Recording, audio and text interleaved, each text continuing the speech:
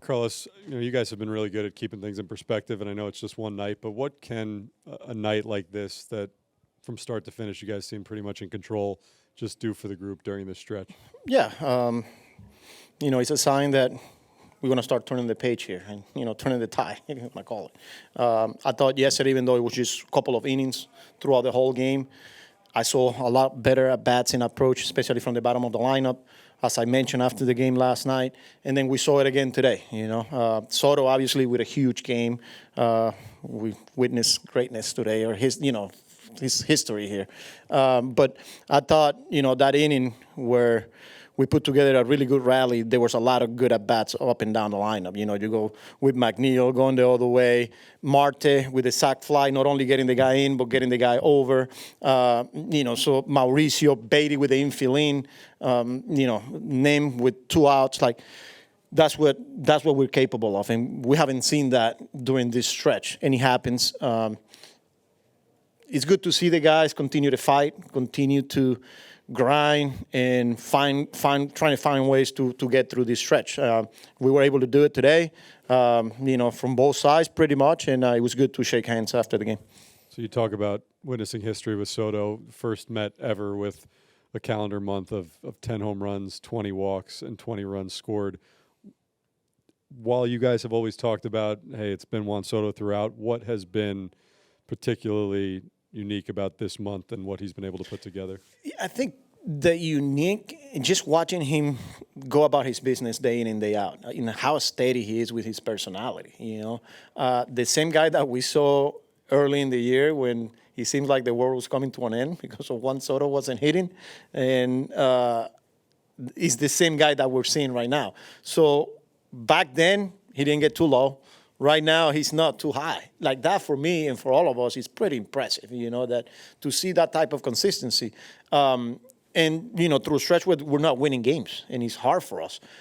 So that's what's pretty incredible. His routine, his personality, the way he's interacting with the players, with the coaches, with the support staff. That's what, for me, makes him who he is. Tony? If you can just take your manager hat off for a second and forget about the stuff behind the scenes, just seeing what he does or what he's doing now on the field, just how impressive is that as a baseball person, a baseball fan? It's pretty impressive, and that's what you pay a ticket to come watch a baseball game. To see something like that is a show.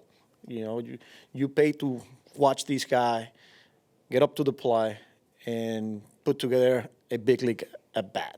And then, just his presence as a fan, as I put my shoes in, and I'll be watching every game from the stands too, and because that you don't see that too often, And again, he's pretty young, and he's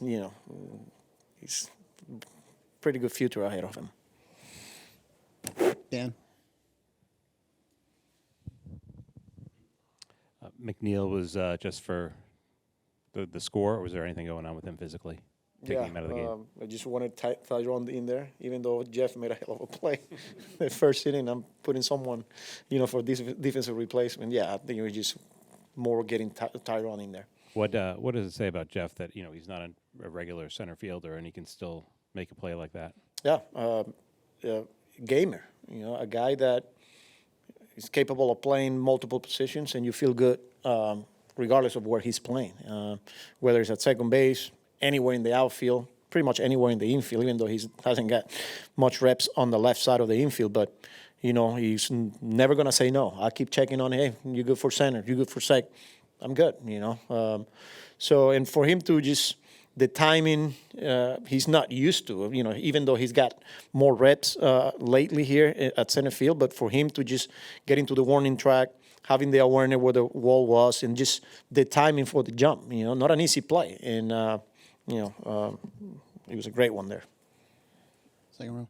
Carlos, Mauricio's had some rough patches, but, what did you like about his at-bats tonight, and maybe particularly that home run? Yeah, I thought you saw balance there when, with the way he was finishing. He lay off some pitches, low, down in the zone. And then when he got pitches, he got himself in really good hitters count. And he was short to the ball, used the whole field, obviously the pull side for the homer. It was good to see him from the right side.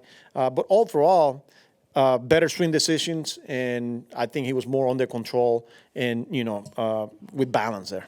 What have you learned by maybe watching him navigate the ups and the downs of these last few weeks? Yeah, another guy that he's been pretty impressive. I haven't been around him much, but just watching him, how he's dealing with some adversity here at the big league level, especially after what he went through last year. It's not easy to do. He's a young player who's going through it, not only individually, but as a group, we're having a hard time putting, a rally together. We weren't winning games. And for him to just continue to come in every day, ask for extra work, extra hitting, that's what you want to see from from everyone, but especially from your younger players. You got to give credit to a lot of people that continue to educate him, and the coaches continue to push him and support him through this stretch. Joe? Carlos, just to go back to Juan for a second there, how easy is it for you to coach a player like this who is so maybe mentally and emotionally consistent no matter how, what the stat sheet says? Yeah, I mean, part of the coaching is getting to know the players as a person, as individuals, as humans. And I don't know if it makes it easier or harder, but when you get that type of consistency, it puts the coaches, it puts the manager in a better spot to, when to approach and how you're going to approach and when you're going to approach and how much are you going to give in the feedback from the player.